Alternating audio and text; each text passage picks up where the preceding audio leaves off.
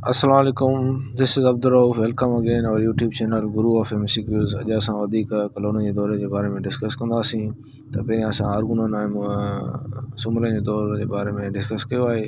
त कलोड़नि जो दौर जेको आहे 1700 खां 1782 ताईं रहियो। तक़रीबन 81 साल सिंध ते हुकूमत कई। हीअ दौर जेके अहम आहिनि त इन मां को बि क्वेश्चन अची सघे थो SST टेस्ट जे लाइ। त अॼु असांजो पहिरियों सुवालु आहे त कलोड़ा कहिड़ी किर्त या पेशे मां सिंध जी सियासत ते उभरी आया हुआ। त उहो पीरी मुरीदी मां, सुपागिरी मां, ज़मीनदारी मां या हरपी मां। त उहो पीरी मुरीदी मां जेको हुया उहे अॻिते आया हुया। त ॿियो सुवालु आहे त सिंध में मियां वाल तारीख़ जो बानी जेको हुयो मियां आदम शाह कलोड़ो हुयो। टियों सुवालु आहे त सूफ़ी शायनत झूक वारे जी शहादत कहिड़े कलोड़े हाकिम जे ज़माने में मुग़लनि जे हथां थी हुई। त उहो मियां यारमून कलोड़ो जेको हुयो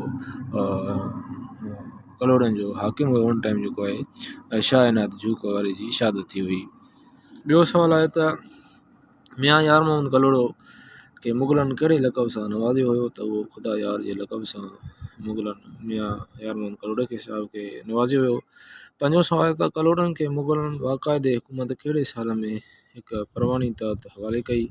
1700, 1717, 1733, 1750 त 1717 में हिननि जेको आहे कलोड़नि खे मुग़लनि हुकूमत ॾिनी। छों सुवालु आहे त मखदूम अब्दुल रहीम गरोड़ी जी शहादत जेका हुई उहा ही कलोड़नि जे दौर में थी हुई। त सतों सुवालु आहे त 1739 में कहिड़े फूरू सिंध ते हमिलो करे तबाही मचाई हुई। त उहो नादिर शाह हुयो, अहमद शाह अब्दाली हुयो, मदद ख़ान हुयो या रंजीत सिंह हुयो। त सतें जो जेको असांजो ऑप्शन थींदो उहो थींदो 17A ऑप्शन थींदो। पहिरियों नादिर शाह हुयो जेको सिंध ते जेको हमिलो कयो 1739 में। उहो हुकूमत कंहिंजी हुई, कलोड़नि जी हुकूमत। अहिड़े हिसाब सां इहो सुवालु ईंदो आहे त नादिर शाह जेको सिंध ते हमिलो कयो हो त उन टाइम कंहिंजी हुकूमत हुई, त कलोड़नि जी हुकूमत हुई। ॿियो सुवालु आहे 8हों सुवालु, कलोड़नि हुकुमरान मां कहिड़ो अहम हुकुमरान सम्झियो वेंदो आहे। मियां सरफराज़ ख़ान, मियां नूर मोहम्मद, मियां नसीर या मियां ग़ुलाम नबी। त इन जो जेको सही जवाबु आहे 8 जो ॿियों नंबर आहे त मियां नूर मोहम्मद खे जेको आहे अहम हुकुमरान कलोड़नि जो कोठियो वेंदो आहे। असांजो 9हों सुवालु आहे त सिंध जो कहिड़ो दौरु मज़हबी हिसाब सां वॾो अहमियत रखे थो। अरगुननि जो दौरु, तुर्खाननि जो दौरु, मुग़लनि जो दौरु या कलोड़नि जो दौरु। त कलोड़नि जो दौरु जेको आहे वॾी अहमियत रखे थो मज़हबी हिसाब सां। 10हों नंबर आहे कलोड़नि जे दौर खे सिंधी अदब जो कहिड़ो दौरु चयो वेंदो आहे। त उहो सुनहरी दौरु, तामीरी दौरु, बुनियादी दौरु या अवाली दौरु। त उनखे 10 जो जेको ऑप्शन थींदो सुनहरी दौरु। कलोड़नि जे दौर खे असां सुनहरी दौरु चवंदा आहियूं ऐं असां सूमरनि जे दौर खे बुनियादी दौरु जेको आहे चयो वेंदो आहे। ॿियो असांजो सुवालु 11हों आहे त कलोड़ा दौर हुकूमत में वॾे में वॾो शहर सचो सरमस, शाह करीम, काज़ी कादन, शाह अब्दुल लतीफ़ भिटाई। त इन जो शाह अब्दुल लतीफ़ भिटाई जेको हुयो कलोड़नि जे दौर सां वॾे में वॾो शहर हुयो। ऐं काज़ी कादन जेको असां पढ़ी आया आहियूं त अरगुननि सां दौर जो शहर हुयो। ऐं शाह करून बि जेको अरगुननि तुर्खाननि जे दौर जो शहर हुयो। ऐं सचा सरमस जेको हुयो मुग़ल ऐं टालपुरनि जे दौर सां तालुक़ु रखंदो हुयो। असांजो 12हों सुवालु आहे त इल्म अदब जे लिहाज़ खां कलोड़नि जो दौरु छा सम्झो वेंदो आहे। इहद शेर, इहद ज़रीन, इहद वफ़ा, इहद तजदीद। असांजो 12हें जो जेको सही ऑप्शन थींदो उहो थींदो ॿियों नंबर, इहद ज़रीन दौरु सम्झो वेंदो आहे। 13हों असांजो आहे त कलोड़नि जे दौर में सिंध जी दफ़्तरी ॿोली कहिड़ी हुई। इहो इम्पॉर्टेंट MCQs आहे SST जे लाइ। फारसी हुई, सिंधी हुई, अरबी हुई, हिंदी हुई। त इन जो जेको 13 जो ऑप्शन थींदो पहिरियों थींदो। 14हों असांजो कलोड़नि जे दौर में कहिड़ी सनफ़ तमामु घणी तरक़ी कई। मदह हुई, सिंगार हुई, बेत हुया या गज़ल हुया। 14 जो असांजो छा थींदो 3हों नंबर थींदो बेत। छाकाणि त भिटई साहब तमामु घणो बेत ॻाया आहिनि। त इन जी जेका सनफ़ हुई बेत तमामु घणी जेका हुई तरक़ी माणी हुई। असांजो 15हों सुवालु आहे कलोड़नि जे दौर में फ़राइज़ुल इस्लाम ऐं राहतुल मोमिनीन किताब कंहिंजा लिखियल आहिनि। मखदूम अबुल हसन, शाह इनायत रिज़वी, मखदूम मोहम्मद हाशिम ठठवी या मखदूम ज़ियाउद्दीन। त असांजो 15 जो जेको ऑप्शन थींदो मखदूम मोहम्मद हाशिम ठठवी साहिब जा इहे किताब लिखियल आहिनि।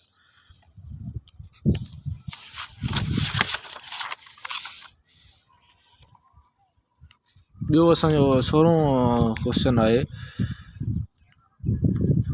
त कलोड़नि जे दौर में लोक अदब जी हर सनफ़ खे अरूज ते कंहिं पहुचायो। त जलाल खटी पहुचायो, साहिबर मोची पहुचायो या शेख इब्राहिम पहुचायो या शेख उमर पहुचायो। त इन जो 16 जो जेको जवाबु थींदो उहो जलाल खटी साहिब हुयो, जंहिं जेको आहे लोक अदब जी सनफ़ खे अरूज ते पहुचायो हुयो। असांजो 17 सुवाल आहे त कहिड़ो कलोड़ो हुकुमरान चोटीअ जो शाइर हुयो? मियां सरफराज़ ख़ान, मियां नसीर, मियां गुलाम नबी या मियां अब्दुल नबी। त असांजो 17 जो जेको ऑप्शन थींदो मियां सरफराज़ ख़ान जेको हुयो चोटी जो शाइर हुयो। 18 जो असांजो आहे सिंधी अदब जी तारीख़ में कहिड़ो दौरु अवामी शाइरनि जो दौरु चयो वेंदो आहे? सुमरनि जो दौरु, समन जो दौरु, मुगलनि जो दौरु या कलोड़नि जो दौरु। त 98 जो ऑप्शन थींदो असांजो उहो थींदो चोथों, कलोड़नि जो दौरु खे असां अवामी शाइरनि जो दौरु चयो वेंदो आहे। 19 सुवाल आहे त सिंधी अदब जी तारीख़ में कहिड़ो दौरु दीनी अदब जे लिहाज़ खां शानदार लिखियो वञे थो? कलोड़नि जो दौरु, मुगलनि जो दौरु, तुर्खाननि जो दौरु या आरगूननि जो दौरु। त इन जो सही ऑप्शन थींदो कलोड़नि जो दौरु खे असां दौर खे दीनी अदब जे लिहाज़ खां शानदार कोठियो वेंदो आहे। त 19 जो असांजो पहिरियों ऑप्शन थींदो। ॿियो 20 सुवाल आहे त कहिड़े दौर में करबला जे किसे खे सिंधी अदब में मुस्तक़िल जॻह मिली? त उहो सुमरनि जो दौरु हो, समा जो दौरु हो, तुर्खाननि जो दौरु हो, त उहो कलोड़नि जो दौरु हुयो जंहिंखे करबला खे सिंधी अदब में मुस्तक़िल जॻह मिली हुई। 21 सुवाल आहे असांजो सिंधी ॿोली में अरूज़ी शायरीअ जा इब्तिदाई अहंजाण कहिड़े दौर में मिलनि था? त तुग़लनि जे दौर में, तुर्खाननि जे दौर में, कलोड़नि जे दौर में, सुमरनि जे दौर में। त इन जा कलोड़नि जे दौर में जेका अरूज़ी शायरी जा इब्तिदाई अहंजाण मिलनि था। असांजो 22 सुवाल आहे त मखदूम अब्दुल रऊफ़ भट्टी साहिबु जेको आहे कहिड़े दौर सां तालुक़ु रखंदो हुयो?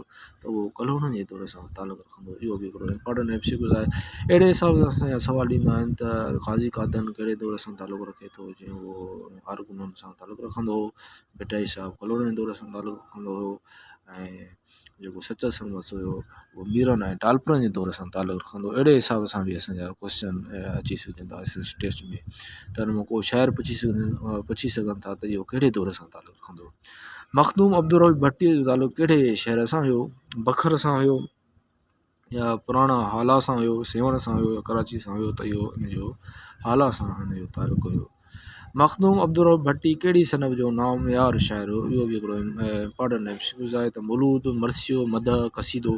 त इन जो 24 जो जेको ऑप्शन थींदो हुन में मौलूद तमामु घणा चया विया। मखदूम अब्दुल रऊफ़ भट्टीअ जा मौलूद छा में लिखियल आहिनि? इल्म अरूज़ में, आज़ाद नज़म में, छंद वदिया में या हाइका में? त 25 जो जेको असांजो जवाबु थींदो उहो थींदो इल्म अरूज़ में हिन जा लिखियल आहिनि। 26 असांजो क्वेश्चन आहे मियां साहिबु ॾिनो फारूकी कहिड़ा कलोड़नि जे दौर में कहिड़ी सनफ़ जो बाकमाल शाइर हुयो? त गज़ल जो, काफ़ी जो, वाई जो या बेत जो? इन जो 26 जो असांजो थींदो काफ़ी जो जेको हुयो मियां साहिबु ॾिनो उहो तमामु मशहूरु हुयो। 27 सुवाल आहे असांजो मशहूरु शाइर सचल सरमस्त मियां साहिबु ॾिने फारूकी जो छा हुयो? फर्दंद हुयो, पोटो हुयो, सोट हुयो या ॾोहिटो हुयो? त असांजो 27 जो जवाबु थींदो पोटो हुयो। 27 क्वेश्चन। असांजो 28 क्वेश्चन आहे त कलोड़नि जे दौर जी मशहूरु शाइर जमन चारण जो तालुक़ु कहिड़े तालुक़ सां हुयो? त मेहरापुर सां हुयो, सोबो देरो सां हुयो, गंबड़ सां हुयो या मोरे सां हुयो? त इन जो 28 जो जेको सही जवाबु थींदो उहो गंबड़ सां तालुक़ु रखंदो। जमन चारण बि जेको हुयो कलोड़नि जे दौर सां तालुक़ु रखंदो हुयो। जमन चारण कहिड़ी सनफ़ जो बहितरीनु शाइर हुयो? इहो बि हिकिड़ो असांजो इम्पोर्टेंट एमसीक्यूज़ आहे। त उहो गज़ल सां, वाई सां, काफ़ी सां या मदाह सां हुयो। त उन मदाह सां इहो जेको आहे हिन जी सनफ़ हुई मदाह हुई जमन चारण जी। मदाह ते तमामु घणो कमु कयो। असांजो 30 सुवाल आहे त कलोड़ दौर जे मशहूरु शाइर ऐं शाह लतीफ़ जी सोबती मदन भगत जो कहिड़ो शहर सां तालुक़ु रखंदो हुयो? त उहो कोटड़ी सां, हाला सां, रोड़ी सां या उमरकोट सां? त असांजो 30 जो थींदो कोटड़ी सां जेको भगत जेको हुयो तालुक़ु रखंदो हुयो। ॿियो असांजो 31 सुवाल आहे त ख़्वाजा मोहम्मद ज़मान लवारी वारे जो तालुक़ु जेको आहे कहिड़े दौर सां आहे? त उहो सुमरनि जे दौर सां तालुक़ु रखे थो, अंग्रेज़नि जे दौर सां तालुक़ु रखे थो या कलोड़नि जे दौर सां तालुक़ु रखे थो या टालपुरनि जे दौर सां तालुक़ु रखे थो? इन जो 31 जो जेको सही ऑप्शन थींदो उहो कलोड़नि जे दौर सां जेको आहे तालुक़ु रखे थो ख़्वाजा मोहम्मद ज़मान लवारी साहिबु। त इन जो 3 ऑप्शन सही थींदो।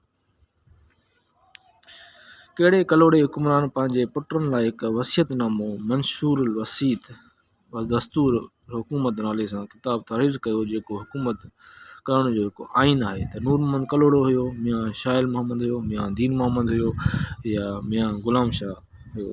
त असांजो 32 जो जेको सही जवाबु थींदो उहो थींदो ए ऑप्शन नूर मोहम्मद कलोड़ो साहिबु हुयो। 33 जो असांजो आहे मशहूर लोक संगड़न बिलाल खट्टी ऐं साबिर मोची जो तालुक़ बि कहिड़े दौर सां हो त बिल्कुलु इहो जलाल खट्टी साबिर मोची जेको आहे कलोड़नि जे दौर सां तालुक़ रखंदा हुया। इहो बि हिकिड़ो असांजो इम्पॉर्टेंट MCQ आहे। असांजो 34 क्वेश्चन आहे अलेक्जेंडर हैमिल्टन मुताबिक़ कलोड़ा दौर हुकूमत में ठठे शहर में डेढ़ मकतब ऐं मदरसा हलंदा हुया। घणा हलंदा हुया? 200, 250, 400 या 300। त 34 जो असांजो टियों ऑप्शन 400 तक़रीबन 400 मदरसा जेको आहे कलोड़नि जे दौर में हलंदा हुया अलेक्जेंडर हैमिल्टन जे मुताबिक़। 35 असांजो क्वेश्चन आहे त हिन दौर जी कहिड़ी शाइरी में तजरीदी अंदाज़ मिले थी? पीराणो बनभूर, जलाल खट्टी, साबिर मोची या रूअल फ़कीर। इन जो 35 जो ऑप्शन थींदो असांजो ए ऑप्शन थींदो, पहिरियों थींदो पीराणो बनभरो। असांजो 36 आहे त कलोड़नि जे दौर जी नसर ते छाजो असर ग़ालिब हुयो? नज़म, तजरीदियत, अलामत निगारी या मिज़ा निगारी जो असर ग़ालिब हो। त इहो 36 जो जेको असांजो ऑप्शन थींदो उहो थींदो ए थींदो नज़म। असांजो 37 क्वेश्चन आहे कलोड़ा दौर में नसरी अदब जो लिखियलु किताब जन्नतुल फिरदौस कहिड़े आलम जो लिखियलु आहे? मखदूम अब्दुर्रऊफ़ भट्टी, नूर मोहम्मद खस्ता, मौलाना मोहम्मद उर्फ नसीरुद्दीन लांगा, अब्दुल रहीम घरोड़े वारो। त असांजो 37 जो जेको टियों ऑप्शन असांजो सही थींदो मौलाना मोहम्मद उर्फ नसीरुद्दीन लांगा साहिब जो इहो किताब लिखियलु आहे। असांजो 38 क्वेश्चन आहे कलोड़ा दौर में नसरी अदब जो लिखियलु किताब दुआ कीमिया सादत कहिड़े आलम जो लिखियलु आहे? काज़ी मियां अब्दुल हकीम, नूर मोहम्मद खस्ता, मौलाना मोहम्मद उर्फ नसीरुद्दीन लांगा, अब्दुल रहीम घरोड़ी साहिब जो। त 38 जो जेको असांजो सही ऑप्शन थींदो उहो थींदो पहिरियों काज़ी मियां अब्दुल हकीम साहिब जो इहो किताब लिखियलु आहे। असांजो 39 क्वेश्चन आहे त दर्सी किताब चो अलमी कहिड़े दौर में लिखियो वियो? कलोड़ा दौर में, टालपुरनि में, समा जे दौर में या सूमरनि जे दौर में? कलोड़ा दौर में इहो किताब रखियो वियो चो अलमी। 40 क्वेश्चन असांजो आहे लास्ट क्वेश्चन आहे असांजो कलोड़ा दौर हुकूमत कहिड़ी सिंधी आलम PhD कई हुई? डॉक्टर मोहम्मद जमन टालपुर, डॉक्टर नवाज़ अली शौक़, डॉक्टर गुलाम मोहम्मद लाखो, डॉक्टर मखमूर बुखारी। त असांजो 40 जो जेको ऑप्शन थींदो डॉक्टर गुलाम मोहम्मद लाखो जेको हुयो उन PhD कई हुई कलोड़ा दौर जी हुकूमत में। हाणे असां कुझु कलोड़नि जा जेके मशहूरु शाइर आहिनि त उहे असां डिस्कस कंदासीं छाकाणि त इन सवाल SSTS में अची सघे थो त मिठाई साहब या जमन चाराना या ख्वाजा मोहम्मद ज़मान लवारी जेको आहे कहिड़े दौर सां तालुक़ रखंदो? इहो सवाल बि आयो त सिंध पब्लिक सर्विस कमीशन में शाह अब्दुल भट्टाई जो हम असर जेको केरु हुयो? त इहो ख्वाजा मोहम्मद ज़मान लवारी हुयो। त उहे हिकिड़े ई दौर सां तालुक़ रखंदा हुया। त असांजा जेके कलोड़ा दौर जा जेके मशहूरु आलिम जेके इन कुझु हटिजंदा शाह अब्दुल भट्टाई साहिबु जेको आहे 1699 में पैदा थियो, 1752 में वफ़ात कई। ऐं ख्वाजा मोहम्मद ज़मान लवारी साहिबु आहे जंहिं 1712 में पैदा थियो ऐं 1774 में वफ़ात कई। ॿियो आहे रूअल फ़कीर बि कलोड़नि जे दौर सां तालुक़ रखे थो, 1797 में पैदा थियो ऐं 1804 में हिन वफ़ात कई। ॿियो असांजो आहे मियां साहिब ॾिनो फारूकी साहिबु 1697 में पैदा थियो ऐं 1788 में वफ़ात करे वियो। इहो बि कलोड़नि जे दौर सां तालुक़ रखे थो। ॿियो असांजो आहे मखदूम मोहम्मद हाशिम ठठवी साहिब बि कलोड़नि जे दौर सां तालुक़ रखंदो हुयो, 1691 में पैदा थियो ऐं 1760 में जेको आहे वफ़ात करे वियो। ॿियो असांजो मखदूम मोहम्मद ज़ियाउद्दीन बि कलोड़नि जे दौर सां तालुक़ रखंदो आहे, 1677 में पैदा थियो ऐं 1757 में जेको आहे वफ़ात करे वियो। ॿिया असांजा कुझु तक़रीबन 40 ॾिनल आहिनि उनमां असां कुझु जेके अहम आहिनि त उन्हनि जे बारे में असां कुझु डिस्कस कंदासीं। जीअं मखदूम अब्दुर्रऊफ़ भट्टी साहिबु, इहो इम्पोर्टेंट आहे त मखदूम अब्दुर्रऊफ़ भट्टी साहिबु कहिड़े दौर सां तालुक़ु रखंदो। तक़रीबन हिन में 20-30 ॾिनल आहिनि, इहे असां एतिरा डिस्कस नथा करे सघूं। जेके अहम आहिनि, जेके असांजा SSC टेस्ट में अची सघनि था, त उहे असां कुझु पढ़ंदासीं। त मखदूम अब्दुर्रऊफ़ भट्टी साहिबु 1682 में पैदा थियो ऐं 1752 में जेको आहे वफ़ात कई। त हिननि जा जेके पैदाशी साल आहे ऐं वफ़ात जो साल आहे, त जेके असां मेन फेमस मशहूरु जेके अथर आहिनि, शाइर आहिनि, त उहे उन जा तव्हांखे साल बि यादि रखणा पवंदा। त इहो भट्टाई साहिबु कहिड़ी हिजरी में पैदा थियो या कहिड़ी साल में वफ़ात कई, कहिड़ी ईस्वी में वफ़ात कई। जीअं जमन चारण साहिबु आहे, इहो बि हिकिड़ो असांजो इम्पोर्टेंट आहे। त इहो बि कलोड़नि जे दौर सां तालुक़ु रखंदो। 1737 में पैदा थियो ऐं 1738 में जेको आहे वफ़ात करे वियो। ॿियो असांजो आहे त रूहल फ़क़ीर साहिबु, तमर फ़क़ीर साहिबु ऐं रूहल फ़क़ीर साहिबु, इहे बि हिकिड़ा इम्पोर्टेंट शाइर आहिनि। त इहे बि कलोड़नि जे दौर सां तालुक़ु रखंदा हुआ। जलाल खट्टी साहिबु आहे ऐं साबिर मुची आहे ऐं मियां सरफराज़ कलोड़ो आहे, बिलाल शाह आहे, फ़क़ीर इनायत शाह साहिबु आहे। त इहो बि कलोड़नि जे दौर सां तालुक़ु रखंदो आहे। ॿियो आहे आरिफ़ कलोड़ो साहिबु, इहो बि कलोड़नि जे दौर सां तालुक़ु रखंदो आहे।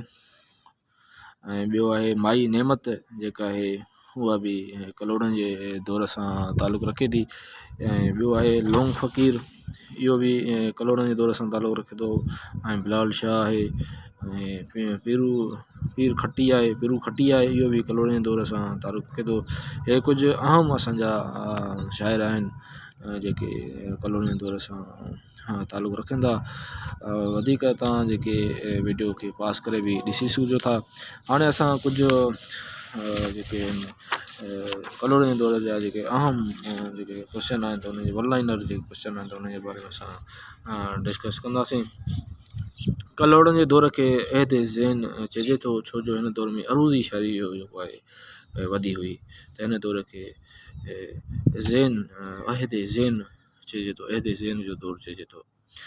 ॿियो असांजो सुवालु आहे त हिन दौर खे दौर लघवी चइजे थो, छो जो हिन दौर में सिंधी लुगत जेका हुई तयारु थी। सिंधी लुगत बि कलोड़नि जे दौर में तयारु थी हुई। त इहो बि हिकिड़ो इम्पोर्टेंट असांजो MCQs आहे। हिन दौर खे सिंधी अदब जो सुनहरी दौर बि चइजे थो, छाकाणि त शाह अब्दुल भट्टाई साहिबु हिन दौर में मथे वॾो कमु कयो हुयो। त हिन दौर खे में जेको आहे सनफ़ जेका हुई, बेत बि जेका तमामु वॾी तरक़ी कई हुई। त हिन दौर में नेवन सनफ़ूं जहिड़ो क मौलूद, मरसिया, बेत, मनाजा ते पंहिंजी अरूज ते पहुता हुआ हिन दौर में। छो असांजो सुवालु आहे त हिन दौर में शाइरी गॾु करे रिसाला कढिया विया ऐं किताब में फितरत निगारी ऐं मंज़र निगारी खे अहमियत मिले थी। त इहो बि जेका आहे कलोड़नि जे दौर में मिले थी। ॿियो आहे त जमालियाती शाइरी खे तमामु फ़ुक़ियत मिले थी। हिन दौर में तनक़ीदी अदब जी शुरूआत थी। सिंधी सफ़रनामे जा इब्तिदाई हिंजाण बि हिन दौर में मिलनि था। इस्लामी फ़लसफ़े सां गॾु हिंदू वेदानियत खे बि शाइरी में जॻह मिले थी। हिन दौर में सिंधी लोक अदब जो तमामु घणी तरक़ी थी हुई। त लोक अदब जी तरक़ी बि तमामु घणी कलोड़नि जे दौर में थी हुई। सिंधी नसर जी बाक़ाइदे इब्तिदा थी, जेका ख़ासि तौर ते नज़मी नसर जी ज़रूरत मिले थी। अलुफ़ इशबाह जी तवील नज़मनि में किताब लिखिया विया, जेके नज़मी नसर आहिनि। इहो हुआ असांजा कुझु अहम MCQs जेके कलोड़नि जे दौर जे बारे में। वधीक असां नेक्स्ट लेक्चर में वधीक असां डिस्कस कंदासीं। Thank U very much.